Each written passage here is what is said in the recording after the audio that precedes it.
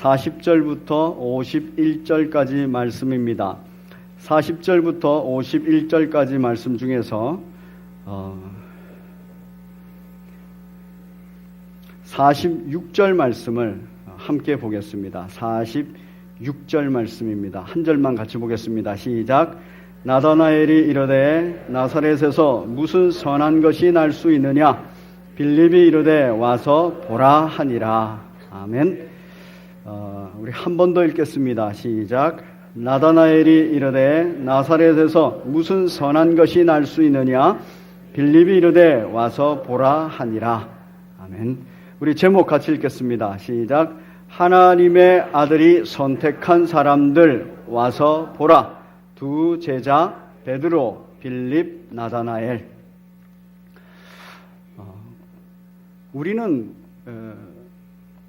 우리가 구원받은 사실을 보면 우리 하나님께서는, 우리 예수님께서는 어떤 사람을 구원하시는가, 이런 부분이 궁금해집니다. 왜냐하면 우리 예수님께서 구원하신 분들만 봐도 무슨 기준이 특별히 없어요. 예수님께서 구원하실 때 창녀도 구원하시고 세리도 구원하시고 또 어부도 구원하시고 그리고 제사장도 구원하시고 많은 율법사들 또 바리새인, 서기관, 사두개인 이런 사람들 전부를 구원하십니다. 그리고 심지어는 로마 총독인 빌라도의 부인 이런 사람들도 다 구원하십니다. 그리고 당시 왕으로 있었던 헤롯 왕의 친척 이런 사람들도 구원하십니다. 바로 구원의 대상을 이렇게 보면은 기준이 뭔가 궁금합니다. 우리들을 구원하시는 모습도 한번 보시면은 지금 우리 교회 공동체에 이렇게 모여 있는 분들을 한번 보십시오. 남자만 구원하시나? 여자만 하시나? 연세 드신 분만 그때에 따라서 구원하시나? 아니면 아주 젊은 사람, 어린 애들만 구원하시나? 남녀노소 다 있습니다. 그럼 부자만 구원하시나? 가난한 사람만 하시나? 그리고 귀하게 대접받는 사람만 하느냐? 아니면 천한 사람만 하냐? 빈부귀천 다 있습니다. 기준들이 참 애매합니다. 우리 한번 정리하겠습니다.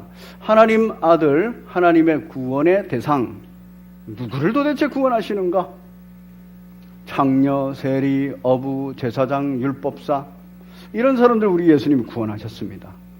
우리의 지금 교회 공동체를 봐도 남녀노소, 빈부귀천, 지위, 고하 그리고 배운 자, 못 배운 자, 즉 세상 지식을 많이 가진 자, 또 세상 지식을 적게 가진 자 이런 차이가 없습니다.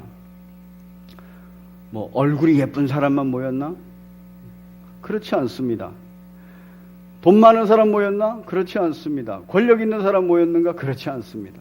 다양하게 이렇게 모여 있습니다. 도대체 기준이 뭘까요? 그 기준, 우리 요한복음 6장 37절을 같이 한번 보겠습니다. 요한복음 6장 37절입니다. 같이 읽겠습니다. 시작. 아버지께서 내게 주시는 자는 다 내게로 올 것이요 내게 오는 자는 내가 결코 내쫓지 아니하리라. 예수님께서 구원하시는 기준은 아버지께서 보내신 자구나. 아버지께서 저 창녀를, 세리를, 어부를, 제사장을, 율법사 이런 사람들을 보내주셨기 때문에 우리 예수님은 다 구원하시는 거구나. 예수님의 그 구원의 대상 기준은 아버지께서 보내신 자라는 거예요. 아버지께서 보내시기만 하면 나는 아무도 거부하지 않는다는 겁니다. 결코 내쫓지 않는다는 겁니다. 저와 여러분들이 우리 주 예수 그리스도를 믿고 주 예수 그리스도 안에서 구원받은 것은 하나님의 특별한 선택과 특별한 보내심이 있었기 때문인 줄 믿으시기 바랍니다.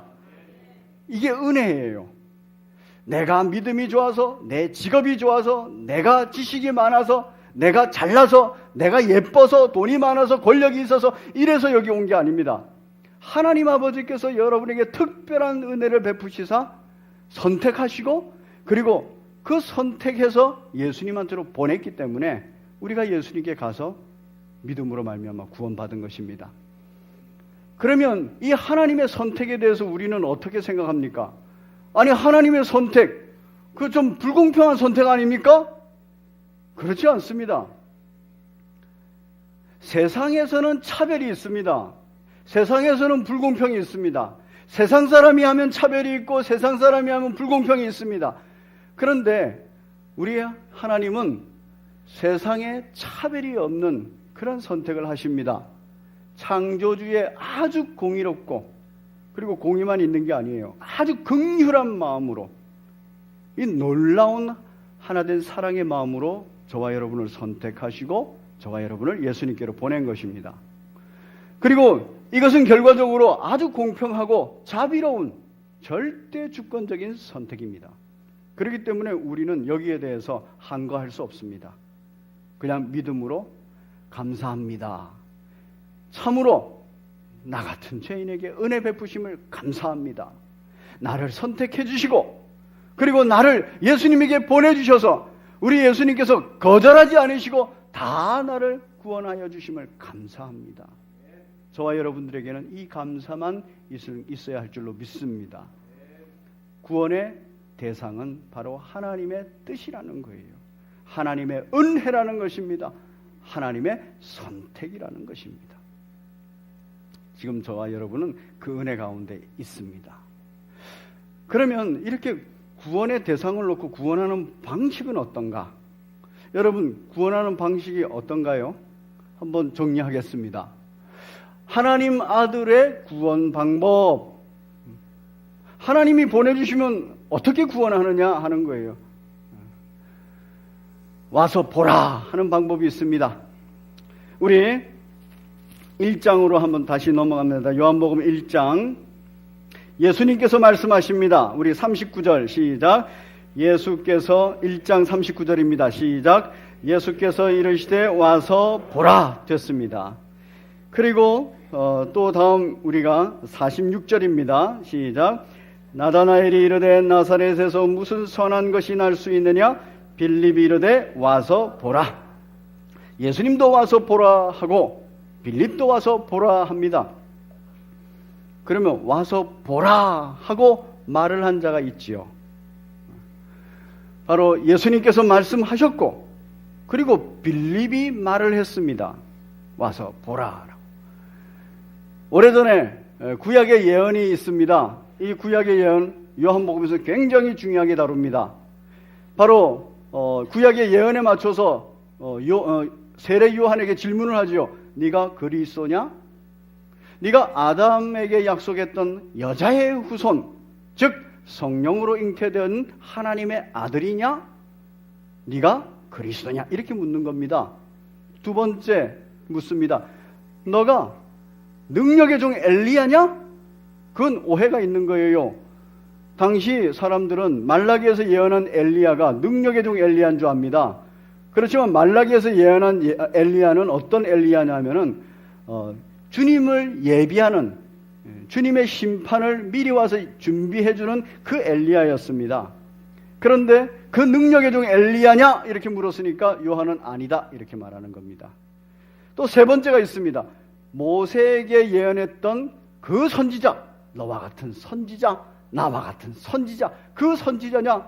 이렇게 묻습니다. 이 세 가지의 질문은 굉장히 중요한 것입니다. 바로 구약에 예언되어 있는 메시아상이기 때문에 그렇습니다. 우리 요한복음 1장 보겠습니다. 20절을 보면 이렇게 말합니다. 요한이 드러내어 말하고 숨기지 아니하되 드러내어 하는 말이 나는 그리스도가 아니다. 그리스도냐고 물었기 때문입니다. 나는 엘리야가 아니다. 그리고 나는 그 선지자가 아니다. 똑같이 25절에 또 이렇게 묻습니다. 같이 읽습니다. 25절 시작. 또 물어 이르되 내가 만일 그리스도도 아니요 엘리야도 아니요 그 선지자도 아닐진데 어찌하여 세례를 베푸느냐? 이미 구약에 예언되어 있는 이 메시아, 그리스도, 엘리야, 그리고 그 선지자, 이 예언이 있었습니다. 이 예언을 전하는 사람들이 있었습니다. 당시 암흑의 시대입니다. 그래서 그 세상이 싫어서 하나님의 약속을 꽉 붙들고 광야로 나가버린 사람이 있습니다.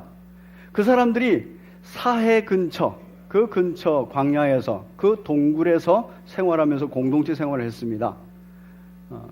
그래서 그들이 남겨놓은 그 성경들이 있었는데, 이 성경을 오늘날 사람들이 발견을 해가지고 사해사본이라 그래요. 그 당시에 같이 사해 주변에 공동체로 모여있던 사람들이 있습니다. 그 사람들이 구약의 예언의 말씀을 딱 붙들고 그걸 전하는 자였습니다. 그 전함을 받은 사람이 누구냐면은 바로 세례 요한입니다. 세례 요한은 광야에서 외치는 자의 소리가 됐어요.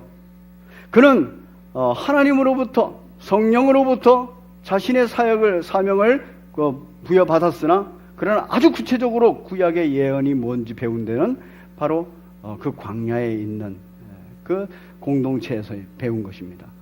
바로 세례 요한에게 메시아에 대한 예언을 전해준 사람이 있습니다.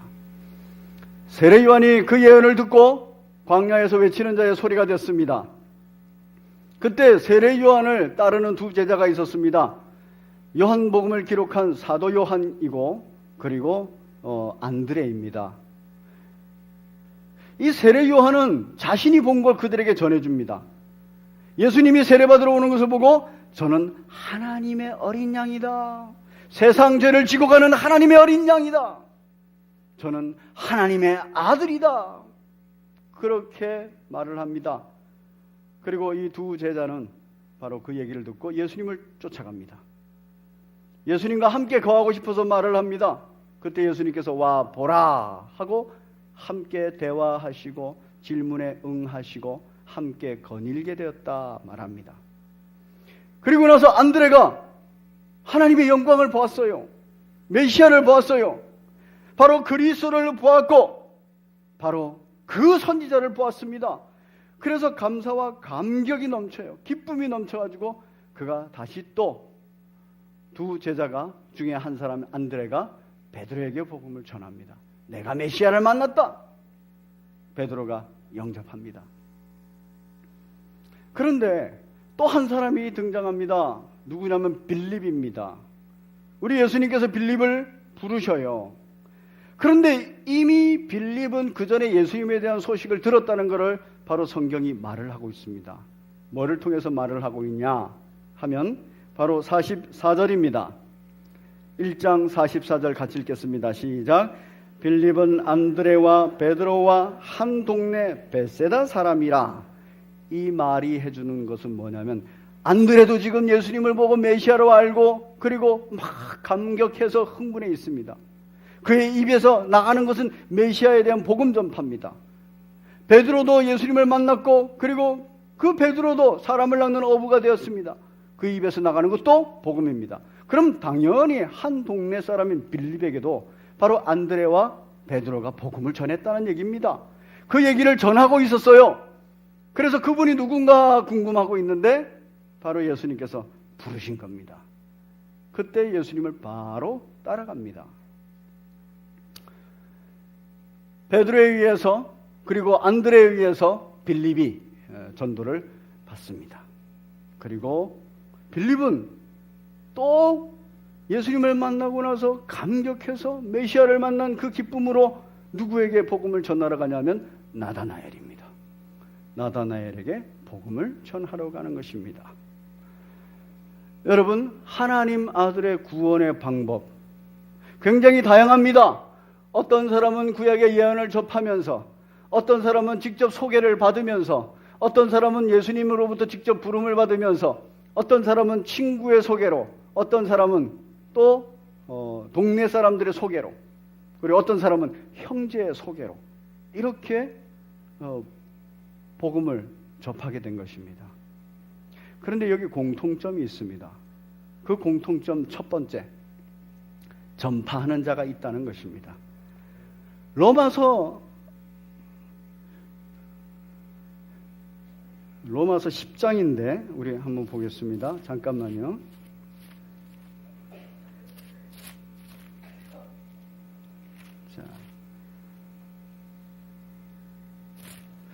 자, 로마서 10장입니다. 고쳐주십시오.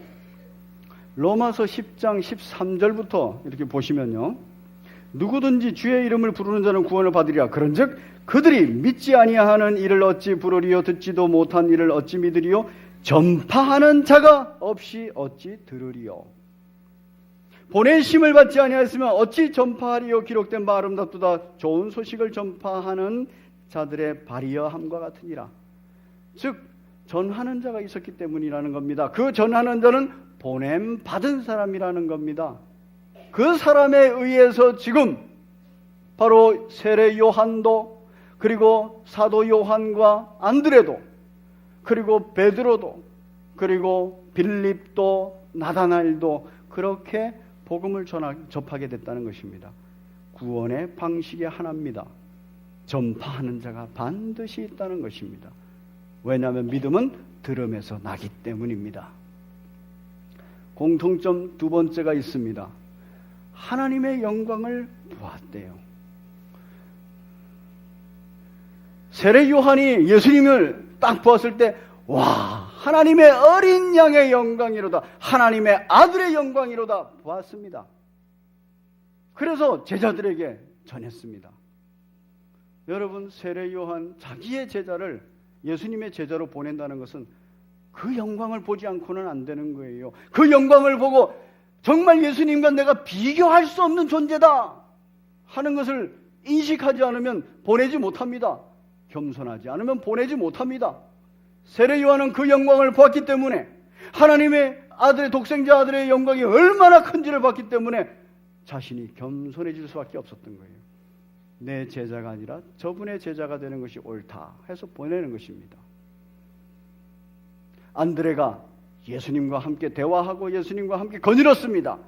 거기에서 하나님의 아들 메시아라는 확신을 가졌습니다. 그 영광을 봤기 때문입니다.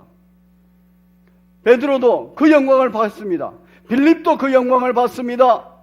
나다나엘도 그 영광을 봤습니다. 그래서 뭐라고 고백합니까? 우리 요한복음 다시 넘어옵니다. 1장입니다. 나다나엘이 예수님을 만나고 대화하고 나서 고백하는 내용입니다. 1장 49절입니다. 같이 읽겠습니다. 시작. 나다나엘이 대답하되 라삐여, 당신은 하나님의 아들이시요 당신은 이스라엘의 임금이로소이다. 예수님을 딱 만나는 순간에 그 영광을 보고, 맞습니다, 하나님의 아들이시고 우리 이스라엘 구원받은 하나님의 나라의 왕이십니다, 이렇게 고백하는 거예요. 도대체 어떤 영광인가? 우리 1장 14절 말씀 보겠습니다. 시작. 말씀이 육신이 되어 우리 가운데 거하심에 우리가 그의 영광을 보니 아버지의 독생자의 영광이요 은혜와 진리가 충만하더라. 바로 이 은혜와 진리가 충만한 그 아버지, 하나님 아버지의 독생자의 영광, 하나님의 영광을 봤다는 겁니다. 여러분, 하나님 아들의 구원의 방식, 첫 번째, 전파자가 있다는 것입니다. 두 번째, 이 전파자를 통하여서 하나님의 독생자의 영광을 보게 된다는 겁니다. 이 두 가지가 없이는 하나님의 구원의 역사에 들어갈 수가 없습니다. 하나님의 아들의 구원의 역사에 들어갈 수가 없습니다. 사랑하는 성도 여러분, 여러분들께서 이 자리에 있기까지 여러분에게 복음을 전해준 그 전파자가 있었습니까? 그 전파자는 하나님이 보내신 자입니다. 그 하나님의 은혜를 입었어요. 그러면 그 전파자를 통하여서 여러분은 하나님의 아들의 영광, 하나님의 독생자의 영광을 보셨습니까? 그거 하나님의 은혜입니다. 전하는 자 철저하게 겸손하여서 하나님의 영광만을 드러내야 됩니다. 자기가 영광 받아버리면 안 됩니다. 우리는 잘 기억하는 인물이었습니다. 대한민국의 기독교 역사에도 굉장히 큰 영향을 줬던 미국 사람입니다. 빌리 그레이엄 목사입니다. 이 빌리 그레이엄 목사는 대한민국뿐만 아니라 전 세계를 다니면서 복음을 전했고 수많은 그리스도인들이 그의 복음을 듣고 바로 회개하고 그리고 구원의 반열에 올라갔습니다. 그런데 우리는 그 빌리그램에게도 누가 있었다는 거 알고 있습니까? 전하는 자가 있었다는 거 알고 있습니다. 그런데 사람들은 그 빌리그램에게 복음을 전했던 그 무명의 부흥사는 기억을 못합니다. 그러나 우리 하나님은 그 무명의 부흥사도 기억하고 계시지요. 왜? 하나님이 직접 보낸 사람이니까. 그 보낸 사람이 자기의 영광을 구하지 않고 빌리그램에게 복음을 전하고 그는 바로 사라졌기 때문에 그렇습니다. 한국 기독교 역사에도 아주 유명하고 걸출한 인물이 하나 있습니다.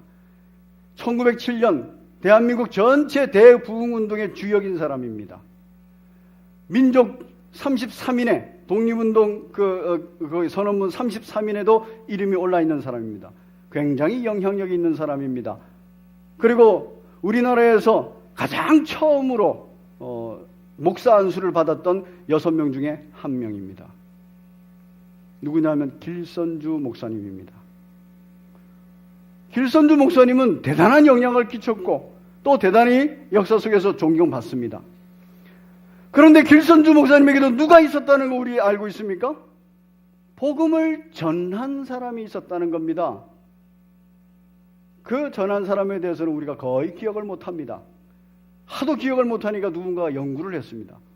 조사해 보니까 29살 된 김종섭이라는 젊은이였습니다. 이 사람이 길선주 목사에게 복음을 전했습니다. 그리고 그가 구원을 받고 그가 목사로서 하나님 앞에서 큰 일을 했습니다. 그런데 우리는 그 김종섭이라는 젊은이는 기억을 못합니다. 그런데 누구는 기억합니까? 우리 하나님은 그를 기억하는 겁니다. 왜? 하나님이 보내셨기 때문입니다. 사랑하는 성도 여러분, 우리가 전파하는 자가 된다는 것은 그런 겁니다. 하나님이 나를 보내서 전파하게 됩니다.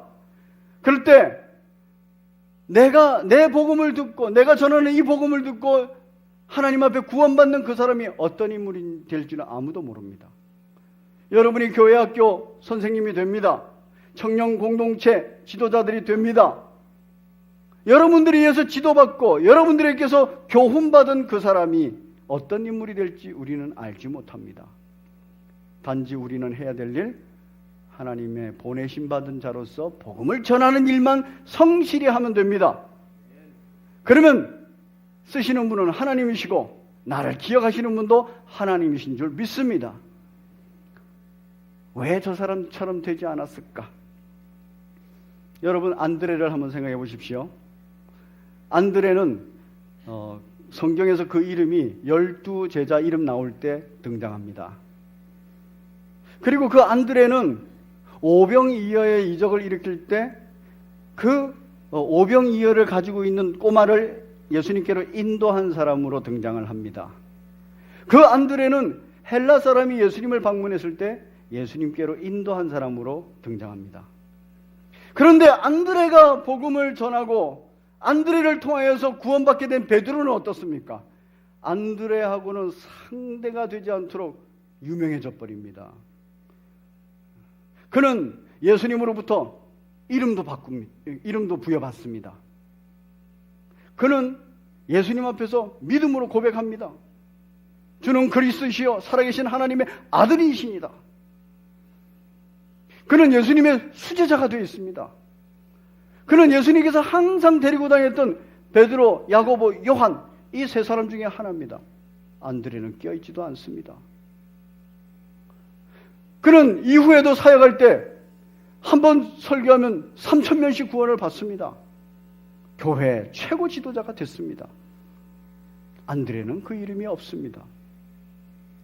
안드레가 자기 형제 베드로에 대해서 시기, 질투, 열받았다는 기록이 성경에 없습니다. 그는 자기가 전한 그 복음 전했고 그 복음 받은 그 베드로가 그렇게 영광스럽게 사역을 하는 것에 대해서 기뻐하고 감사하고 박수 쳐준 겁니다. 전도자는 그런 것입니다. 안드레의 겸손입니다.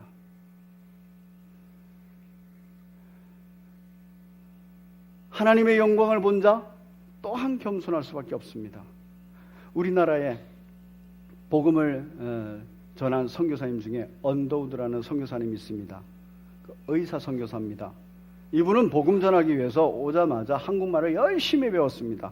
한국말을 열심히 배우고 나서 이제 말이 조금 통하자마자 그냥 전국 방방곡곡을 다니면서 복음을 전하기 시작했습니다. 그때 저녁 때쯤 돼가지고 어느 시골 주막에 들어갔습니다.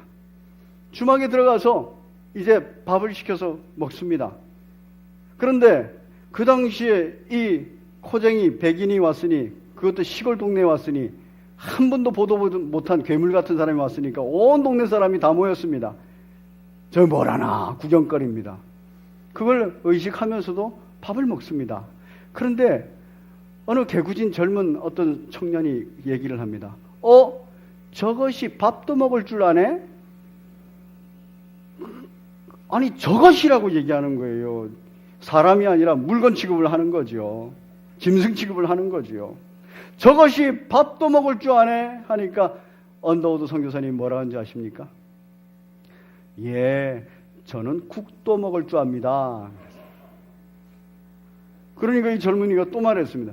저것이 말도 할 줄 아네? 언더우드 선교사님이 뭐라 그러는지 아십니까? 예, 저는 글도 쓸 줄 압니다. 대항하거나 비꼬는 투가 아니라 그냥 받아들이고 말하는 거예요. 자존심 상하고 그런 거 없는 거예요. 그냥 받아들이고 대하는. 뭘 받기 때문에? 하나님의 아들, 독생자의 영광을 본 사람이기 때문에 그 영광 앞에서 나는 아무것도 아니다는 거 알고 있어요. 그 영광을 전하러 온 나이기 때문에 그분의 영광만을 드러내면 되는 거예요. 나는 짐승 취급을 받든 물건 취급을 받든 아무 상관이 없는 겁니다. 그분의 영광만을 전하기 위해서 예, 국도 먹을 줄 압니다. 예, 글도 쓸 줄 압니다. 그렇게 말하는 거예요. 이게 바로 하나님의 영광을 본 자입니다. 사랑하는 성도 여러분, 여러분들은 하나님의 아들의 독생자의 영광을 보셨습니까? 분명히 보셨으니까 이 자리에 앉아 계실 겁니다. 그런데 신앙생활을 1년, 5년, 10년, 20년, 30년 이렇게 하고 나니까, 40년 이렇게 하고 나니까 신앙생활은 오래 했는데 그 하나님의 독생자의 영광이 내 가슴 속에서 사라지는 거예요. 그래서 존재는 예수 믿는 사람, 구원받은 사람이 됐는데, 하나님의 자녀가 됐는데 내 행동이나 상태는 그냥 세상 사람하고 비슷한 겁니다. 육신에 속한 자라고 비슷한 겁니다. 여러분, 회복하셔야 됩니다.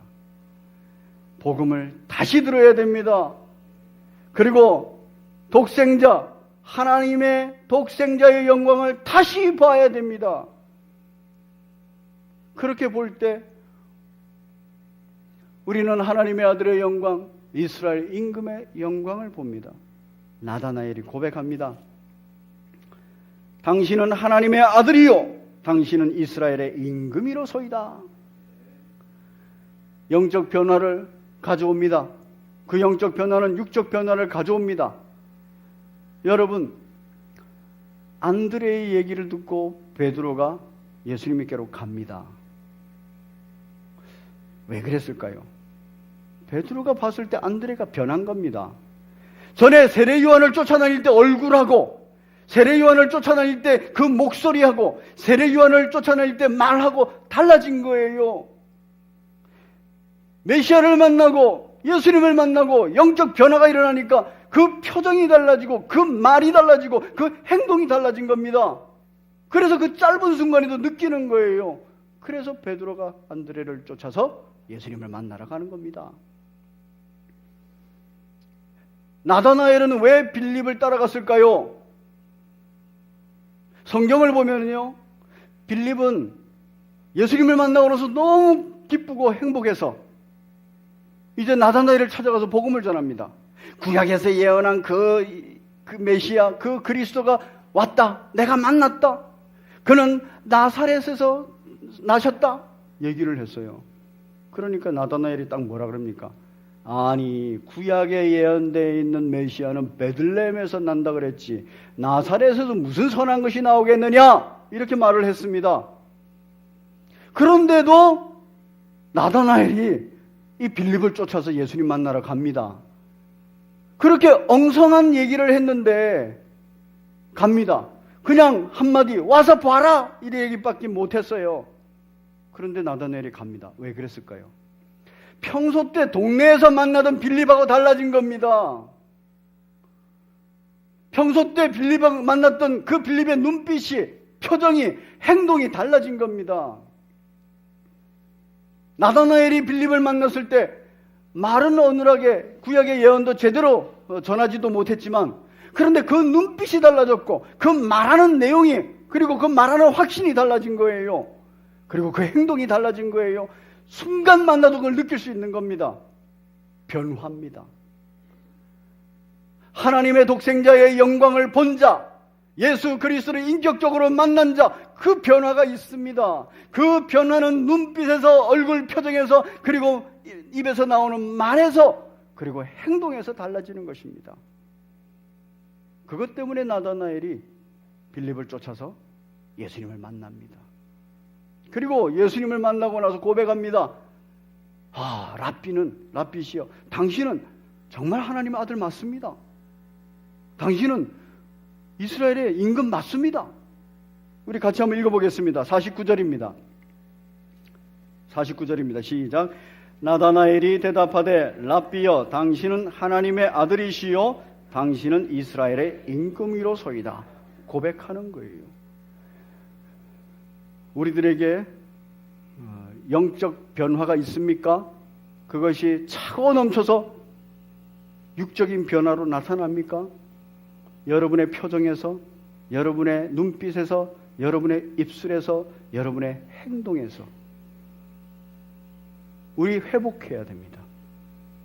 이거 회복하지 않으면 어둠 가운데 암흑 세상에 그대로 주저앉아 있습니다. 이거 회복한 자만이 바로 빛으로 뛰어나갈 수 있고 빛 가운데 거할 수 있는 것입니다. 안드레가 변했습니다. 빌립이 변했습니다. 하나님의 아들의 구원의 성취, 어떤 것을 통하여서 구원이 이루어지는가? 같이 읽습니다. 시작. 하나님의 아들과 인격적인 교제가 있어야 됩니다. 하나님의 아들 예수 그리스도와 대화하고 묻고 듣고, 그리고 함께 동행하고 인격적인 교제가 있어야 됩니다. 오늘날에 확실한 인격적 교제 할 수 있습니다. 당시 예수님을 만나는 것보다 더 확실하게. 왜? 성령께서 내주하시기 때문에. 성령께서 내주하시면서 바로 우리 예수님께 묻게 하고 예수님의 그 말을 기억나게 하고 그게 무슨 의미인지 알게 하고, 그리고 성령께서 나와 동행하시면서 예수님과 동행하고 있다는 것을 항상 느끼게 해줍니다. 그래서 바로 인격적인 교제가 계속 있어야 됩니다. 말씀에 집중해야 되고 기도에 집중해야 됩니다. 이걸 성령 충만이라고 합니다. 이 성령 충만한 가운데 바로 우리의 행동이 변합니다. 섬김과 나눔의 행동으로 바뀌게 됩니다. 믿음의 성장입니다. 구원이 이렇게 이루어집니다. 사랑하는 성도 여러분, 여러분은 지금 예수 그리스도와 인격적인 교제가 있습니까? 여러분은 지금 말씀과 기도에 충만하고 계십니까? 여러분은 지금 섬김과 나눔에 충만한 삶을 사십니까? 우리는 구원을 완성해 가야 됩니다. 점검하고 다시 회복해야 됩니다. 그래서 이번 특세가 있는 겁니다. 요한복음을 통하여서 다시 이 말씀을 보고 이 말씀, 이 성령 충만함을 통하여서 생명력을 회복하는 거예요. 힘을 얻고 능력을 얻고 지혜와 명철을 얻어서 내 얼굴이, 내 눈빛이, 내 말이, 내 행동이 그렇게 바뀌어지기를 원하는 겁니다. 세상을 이긴 자의 삶입니다. 정리하겠습니다. 같이 읽습니다. 시작. 말씀을 통하여 하나님의 어린 양, 하나님의 아들을 만나야 됩니다. 오늘 등장하는 인물 빌립입니다. 오늘 등장하는 인물 빌립이 복음을 전한 나다나엘입니다. 나다나엘은 예수님을 만났어요. 그래서 이분이 내 죄를 대속해서 죽으실 하나님의 어린 양이구나 알게 됐어요. 그 하나님의 어린 양은 바로 하나님의 나라의 임금 되시는 분이구나 알게 됐어요. 바로 하나님, 우리 예수님을 만난 것입니다. 여러분, 바로 우리 예수님은 저와 여러분들의 죄를 대속해 주신, 십자가상에서 저와 여러분들의 죄를 대신해서 죽으신, 죄의 대가를 지불하신 하나님의 어린 양인 것을 믿으시기 바랍니다. 그리고 그 예수님은 부활하시고 승천하시고 이제 재림을 통하여서 하나님의 나라를 완성하시고 그 나라의 왕 되시는 하나님의 아들이신 것을 믿으시기 바랍니다. 우리는 그 아들 안에서 영원토록 왕노릇할 자인 것을 믿으시기 바랍니다. 이 믿음이 확신으로 들어와야 돼요. 그리고 나면 바로 말씀을 통해서 그 하나님의 아들의 영광을 보게 됩니다. 그리고 나면 우리 3번 같이 읽습니다. 시작. 말씀을 통하여 감사와 기쁨으로 복음 전파와 사랑 나눔을 실천하는 변화의 삶을 살아야 합니다. 오늘 이 복음을 들은 나다나엘은 다른 이름도 있습니다. 바돌로메라는 이름입니다. 성경 요한복음 1장에 등장하는 이 5명의 제자는 바로 전부 다 12제자 속에 속해 있는 사람입니다. 사도 요한도 그러하고, 그리고 안드레도, 그리고 베드로도, 빌립도, 그리고 나다나엘도. 나다나엘은 예수님을 딱 만나고 하나님의 어린 양으로 하나님의 아들인 것을 확신했습니다. 그리고 이제 장차 이루어질 하나님의 나라의 왕 되시는 것도 확신했습니다. 그리고 그의 영광을 받기 때문에 그의 영광을 전하지 않고 못 베겼습니다. 그래서 이 나다나엘, 바돌로메라고 하는 나다나엘은 제자들 중에서 가장 멀리 복음을 전하러 간 사람이에요. 보통 제자들은 전부 다 지중해 연안, 소아시아 지역에 그렇게 복음을 전하고 있었습니다. 그런데 이 나다나엘은 멀리 인도까지 갔습니다. 그 우상숭배의 나라, 그 종교의 나라, 그 철학의 나라예요. 그 인도에 가서 바로 하나님의 어린 양, 하나님의 아들, 바로 하나님 나라의 왕 되신 그 예수님을 믿고 확신하고 전했던 것입니다. 그곳에서 복음을 전하다가, 그 영광을 전하다가 바로 인도 사람들에게 붙들려서 물에 던지어지게 됩니다. 그리고 그 물속에 수장이 되면서 바로 순교당합니다. 여러분, 예수님을 만났다는 것은 그런 겁니다. 그냥 만나고 좋다가 아니고, 만나고 나면 내게 변화가 있고 이 변화 때문에 멈출 수 없는 하나님의 영광을 전하는 자가 되어버리는 것입니다. 하나님의 영광을 전하다가 죽어도 좋사오니가 되는 겁니다. 우리의 삶의 자리가 어떠합니까? 여러분, 요한복음의 이 복음을 통하여서 다시 뜨거운 생명력을 회복하시는 여러분 되시기를 바랍니다. 함께 말씀을 근거로 기도하고 함께 말씀을 근거로 또 생명력을 얻으며 세상을 능히 이긴 자로 살아가시는 복된 여러분 되시기를 바랍니다. 내일 새벽 5시입니다. 여러분 참여하십시오.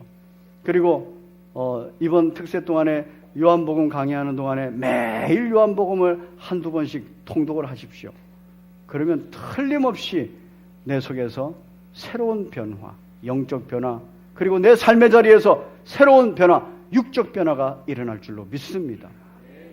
우리 힘, 능력, 지혜, 명철 있어야 세상을 이긴 자로 참 평안하게 살 수 있습니다. 세상을 능히 이기는 여러분 되시기를 바랍니다. 우리의 소망은 오직 예수 그리스도밖에 없습니다. 우리 함께 찬송가 95장 찬양 올리겠습니다. 나의 기쁨, 나의 소망 되시며 나의 생명이 되신 주, 우리 함께 찬양하겠습니다. 우리 조금 빠르게 찬양합니다.